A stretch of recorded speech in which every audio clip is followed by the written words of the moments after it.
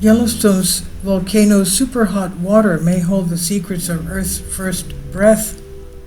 Microbial life in Yellowstone's lower geyser basin may hold clues to the evolution of life's exploitation of oxygen, according to a recent analysis by researchers from Montana State University. The inhabitants of the basin's octopus and conch springs live in kelp-like gelatinous streamer structures that wiggle furiously in superheated currents, which hover around 88 degrees Celsius. It's 190 degrees Fahrenheit. Genetically similar to ancient bacteria and archaea, their existence is a window in the primordial soup from which life emerged. And while these microbial communities share many traits, the spring's environments are different in a few fundamental ways. Octopus Spring has a far higher level, about 20 micromolar of dissolved oxygen, than the neighboring Conch Spring, which with less than 1 micromolar of dissolved oxygen has almost none. Meanwhile, Conch Spring has far more of the highly toxic dissolved sulfide, more than 120 micromolar, than Octopus Spring, which has less than 2 to 3 micromolar. These differences in chemistry means comparisons between the communities in each spring can help us understand how life survived before and throughout the Great Oxidation Event, GOE for short, that flooded Earth's nearly oxygen-free atmosphere with our favorite gas around 5.5 billion years ago. Earth's earliest microbes no doubt developed ways to weave traces of oxygen into their biochemistry prior, yet the appearance of highly reactive molecular oxygen would have demanded the evolution of whole new defense tactics. What's more, in high concentration, sulfides can block up respiration machinery in today's aerobic organisms, further posing questions on how ancient life in hot springs may have evolved to combat and make use of rising oxygen levels.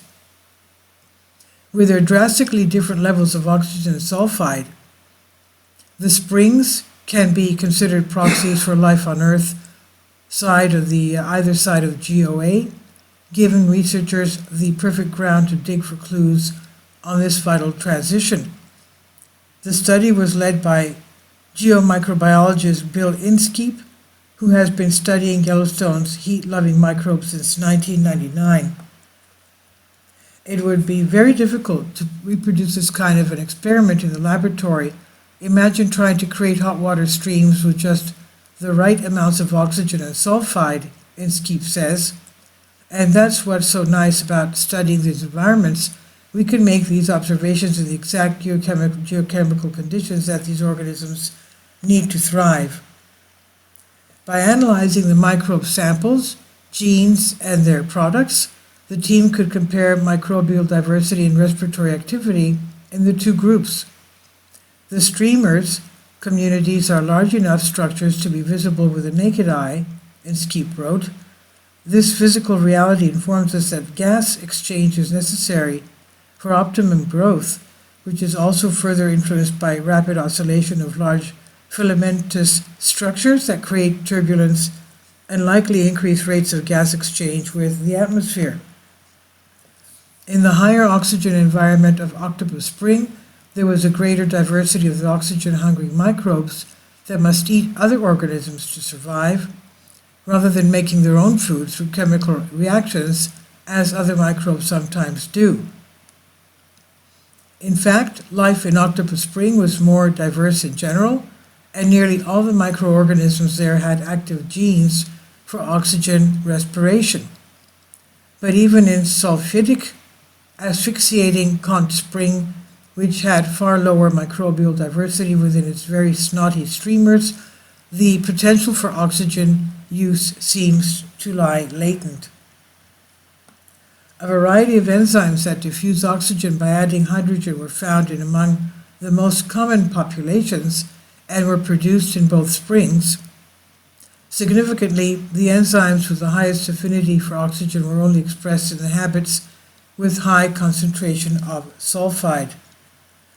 These high affinity Oxygenases are active at nanomolar levels of oxygen and explain the high transcription observed under sulfidic conditions of Cotton Spring and Steep Road.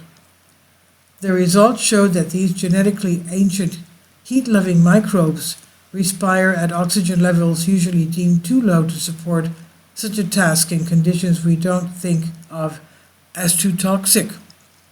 And if they can do it, why not life forms that emerged before the Great Oxidation event? There may not have been much to work with in the early days of Earth, but some early aerobic metabolisms may have scrapped by just enough oxygen to pass on genes that would one day thrive in an oxygen-rich atmosphere. So next time you enjoy a deep breath, remember it was not always so easy. We didn't have that much oxygen. This study was published in Nature Communications. This is by Jess Cockrell on Science Alert. Please leave your comments and thank you for your support. Please support my Patreon account. The daily posts are 5 videos daily, and they are totally different from what I have on my YouTube channel. Thank you so much for your support and that you find all my content so interesting. You'll find the Patreon account details in the description box below.